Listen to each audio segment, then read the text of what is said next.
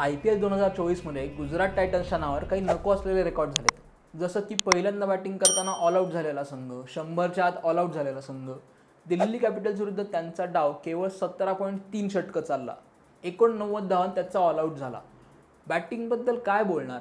8व्या नंबरवर आलेला रशीद खान 24 बॉल 31 करतो आणि तो हायएस्ट स्कोर असतो. आणि त्यानंतर साई सुदर्शन 12 आणखीन राहुल तेवातिया 10 या दोघांनाच दुहेरी धावसंख्या करता आली. Mukesh Kumar 2.3 over 14 run 3 wicket अशी जबरदस्त बोल. त्याचबरोबर खलील अहमद, इशांत शर्मा, क्रिस्टियन स्टब, अक्षर पटेल ह्या प्रत्येकाला विकेट मिळाली. आणि गमतीची बाब म्हणजे त्यांचा प्रमुख गोलंदाज कुलदीप यादव हा एकमेव बॉलर होता ज्याला 4 ओव्हर 16 रन देऊन एकही विकेट मिळाली. पण दिल्लीने चेस करताना काय केलं जे अपेक्षित होतं, 8.5 ओव्हरमध्ये मॅच संपून टाकली. पण तुम्हाला हे माहितीये का की एकूण मॅच चालली 26.2 ओव्हर, पण IPLच्या इतिहासातली सर्वात छोटी मॅच नाही. सर्वात छोटी मॅच कुठली आहे ते आम्हाला सांगा कमेंट्समध्ये.